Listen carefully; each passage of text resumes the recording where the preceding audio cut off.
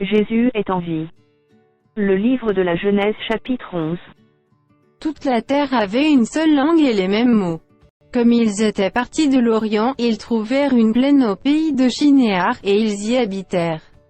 Ils se dirent l'un à l'autre, allons, faisons des briques, et cuisons-les au feu.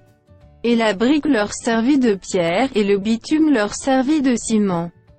Ils dirent encore, allons, bâtissons-nous une ville et une tour dont le sommet touche au ciel, et faisons-nous un nom, afin que nous ne soyons pas dispersés sur la face de toute la terre. L'Éternel descendit pour voir la ville et la tour que bâtissaient les fils des hommes. Et l'Éternel dit, voici, ils forment un seul peuple et ont tous une même langue, et c'est là ce qu'ils ont entrepris, maintenant rien ne les empêcherait de faire tout ce qu'ils auraient projeté. Allons, descendons, et la confondons leur langage, afin qu'ils n'entendent plus la langue, les uns des autres. Et l'Éternel les dispersa loin de là sur la face de toute la terre, et ils cessèrent de bâtir la ville. C'est pourquoi on l'appela du nom de Babel, car c'est là que l'Éternel confondit le langage de toute la terre, et c'est de là que l'Éternel les dispersa sur la face de toute la terre.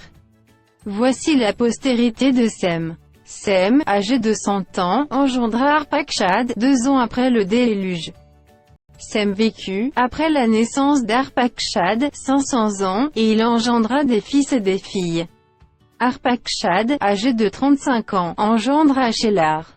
Arpachshad vécut, après la naissance de Shélar, 403 ans, et il engendra des fils et des filles. Shélar, âgé de 30 ans, engendra Héber. Shélar vécut, après la naissance d'Héber, 403 ans, et il engendra des fils et des filles. Héber, âgé de 34 ans, engendra Péleg. Héber vécut, après la naissance de Péleg, 430 ans, et il engendra des fils et des filles. Péleg, âgé de 30 ans, engendra Réu. Péleg vécut, après la naissance de Réu, 209 ans, et il engendra des fils et des filles. Réu, âgé de 32 ans, engendra Séroug.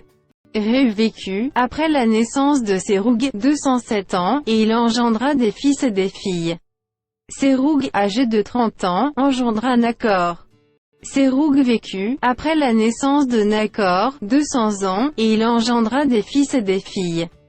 Nakor, âgé de 29 ans, engendra Térar. Nakor vécut, après la naissance de Térar, 119 ans, et il engendra des fils et des filles. Térar, âgé de 70 ans, engendra Bram, Nakor et Haran. Voici la postérité de Térar. Térar engendra Abram, Nakor et Haran. Haran engendra Lot. Et Haran mourut en présence de Térar, son père, au pays de sa naissance, à Ur en Chaldée. Abram et Nakor prirent des femmes. Le nom de la femme d'Abram était Sarai, et le nom de la femme de Nakor était Milka, fille d'Haran, père de Milka et père de Jiska. Sarai était stérile, elle n'avait point d'enfant. Térak prit Abram, son fils, et Lot, fils d'Haran, fils de son fils, et Sarai, sa belle-fille, femme d'Abram, son fils. Ils sortirent ensemble d'Ur en Chaldée, pour aller au pays de Canaan. Ils vinrent jusqu'à Charan, et ils y habitèrent.